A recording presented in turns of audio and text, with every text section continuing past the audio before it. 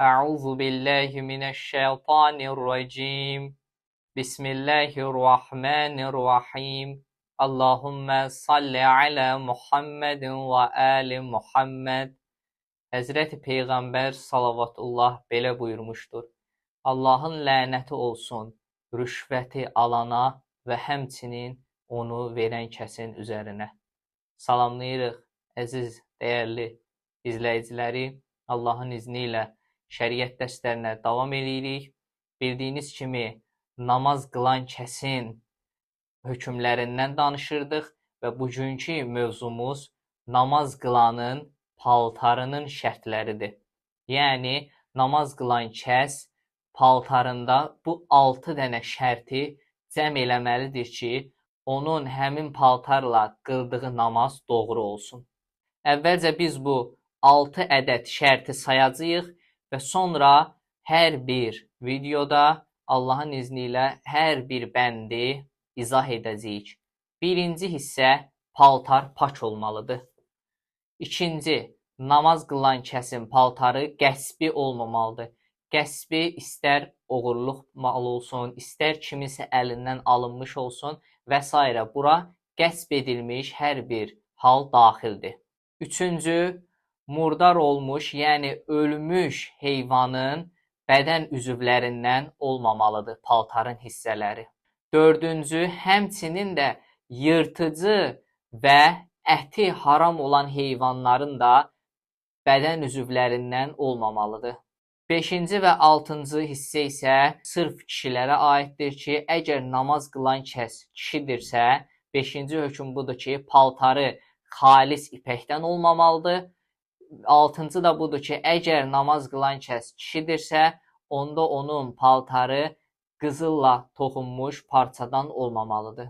Bu, həmin o 6 dənə şərtdir ki, indi birinci şərt, yəni paklığın haqqında müəyyən məsələlərə nəzər yetirək. Birinci hökm budur ki, kim qəsdən və yəni bilərəkdən nəcis və murdar olmuş bir paltarla və yaxud bədəni nəcis olduğu halda namaz qılarsa, o kəsin namazı batildir. Amma paltar və yaxud da bədəninin nəcis olduğunu bilməsə və namazı qılıb qurtardıqdan sonra anlasa ki, bəli, namaz qıldığı paltar və yaxud da bədənində nəcis var imiş, onda o kəsin namazı doğrudur. Səhlənkarlıq səbəbindən məsələni öyrənməyib, yəni o kəs ki, namazı nəcis paltar və nəcis bədənlə qılınmasının batil olduğunu bilmədən namazlarını həmin o paltarla və yaxud da o nəcisə bulaşmış bədənlə qılıbdırsa, onda o kəsin namazları batildir, gərək hər bir o halda qıldığı namazları yeniləsin. Əgər bir kəs paltarını su ilə yusa və nəcisin aradan getdiyinə əmin olsa, sonradan namazı qılıb qurtarandan sonra diqqət yetirsə ki, yox, hələ də nəcisin hissəsi paltarında qalıb.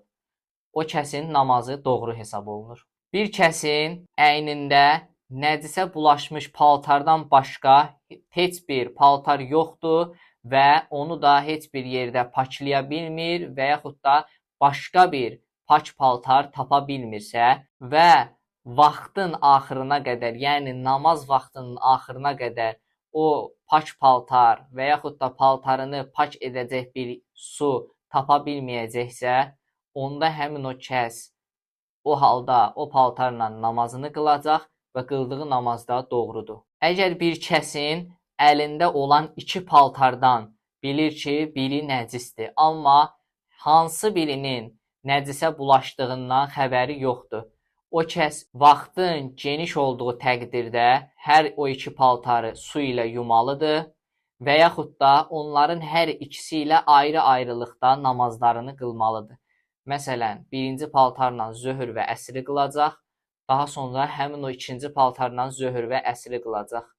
Yox, vaxtı dardırsa, onda o kəs həmin o güclü ehtimal verdiyi, yəni paklığına güclü ehtimal verdiyi paltarı götürəcək. Əgər onların arasında da ehtimalı yoxdursa, onda hər hansısa biri ilə namaz qılsa, yenə də namazı doğrudur. Keçirik ikinci hissəyə ki, namaz qılan kəsin paltarı qəsbi olmamalıdır. Qeyd etdik ki, namaz qılan kəsin paltarı halaldan olmalıdır. Yəni, onun öz halal mülkü. Əgər hətta qıldığı paltarın sapı və yaxud düyməsi belə qəsbi olarsa, o kəsin namazı batildir. Namaz qılan kəs əgər paltarından kənar, yəni ciblərində dəsmal deyək və yaxud da hər hansısa bir əşya qəsbi olarsa, həmin o qəsbi əşyanın namaza zərəri yoxdur. Amma alimlər deyir ki, ehtiyata əsasən namaz qılan kəs bu şeylərdən də çəkinsin. Əgər paltarın qəsbi olduğunu bilməsə və namazı qurtardıqdan sonra anlasa, o kəsin namazı doğrudur. Amma bir kəs şəxsən özü paltarı birindən qəsb edərək alıbdırsa və unudub və yaxud da yadından çıxıb həmin o paltarla namaz qılsa belə onun namazı batildir. Namaz paltarının qəsbi olduğunu unudan və yaxud da bilməyən bir kəs namaz əsnasında yadına düşsə və yaxud da ki bilsə, onda o insan namazın ardıcıllığı pozulmamaq şərti ilə, yəni namazın surəti pozulmamaq şərti ilə və o paltar ki, yəni övrət yerlərindən başqa, yəni ayıb yerlərdən başqa hissəni örtən paltardırsa, gərək o insan həmin o paltarı çıxarsın və namazına davam etsin. Əgər bir kəs canını qorumaqdan ötəri və yaxud da öz paltarını qorumaqdan ötəri başqa bir paltar, yəni qəsbi bir paltar geyinərsə, o halda namaz qılsa, namazı doğrudur. Əgər bir kəs əlində olan pulun xümüsünü çıxartmadan həmin pul ilə bir paltar alsa, o paltarla qıldığı namaz batildir. Namaz qılanın paltarının şərtlərini bu hissədə dayandırırıq. İnşallah ki, gələn dərslərdə davam edəcəyik. Allahdan hər birinizə müvəffəqiyyət və zehin açılığı arzu edirəm. Vəssalamu aleykum və rəhmətullah.